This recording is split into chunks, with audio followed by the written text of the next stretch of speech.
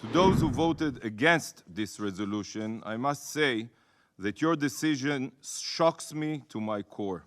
If any of your countries endured a similar massacre, I am certain that you would act with much greater force than Israel. The Russian resolution voted upon today sought to tie Israel's hands, preventing us from eliminating a threat to our existence. By demanding Israel to call on Gazans to return north, the resolution only serves to maximize civilian casualties, not mitigate them.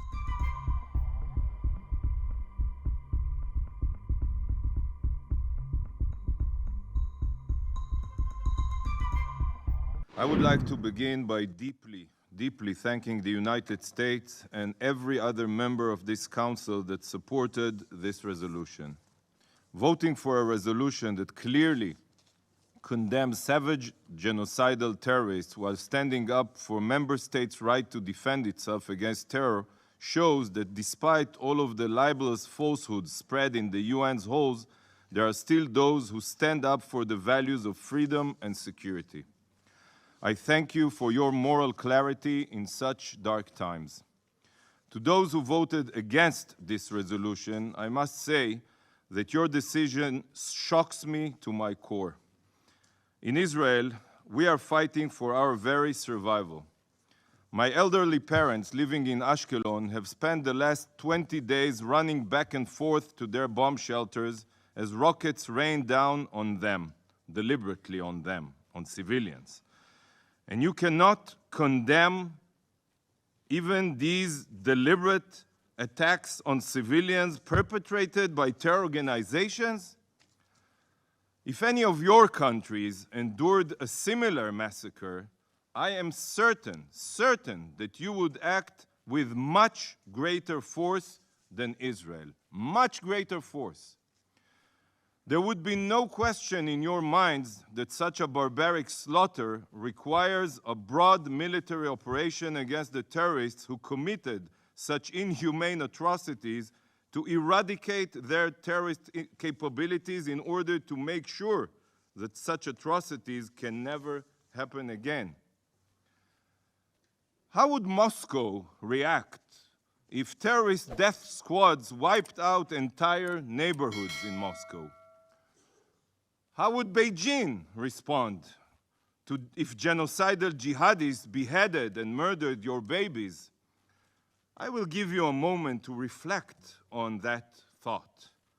But I believe every person, not only here in this room, across the globe, whoever is watching this discussion, knows exactly how you would respond. So we don't need a moment to reflect.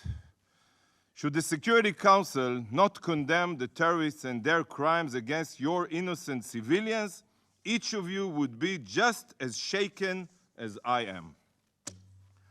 You would feel that there is a blatant double standard and that the international community is blind to your agony and that the Council isn't taking even the most basic steps that anyone with a slight moral compass should take. This is precisely how the state of Israel feels right now.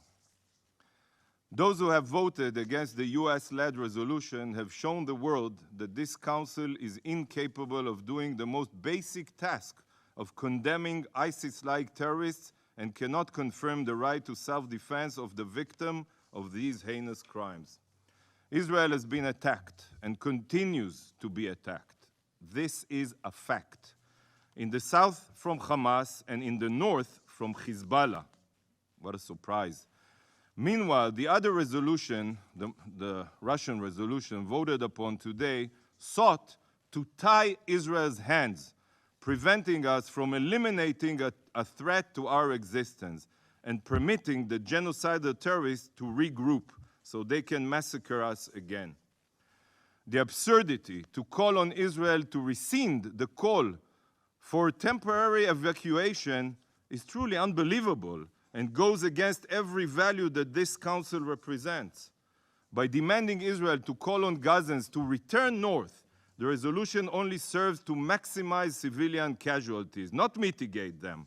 Why would Israel ask Gazans to return to an active war zone? We cherish life and take every measure to minimize civilian fatalities, casualties. We are not fighting the Palestinians. We are fighting only the Hamas ISIS terrorists. Civilians should never be deliberately put in harm's way.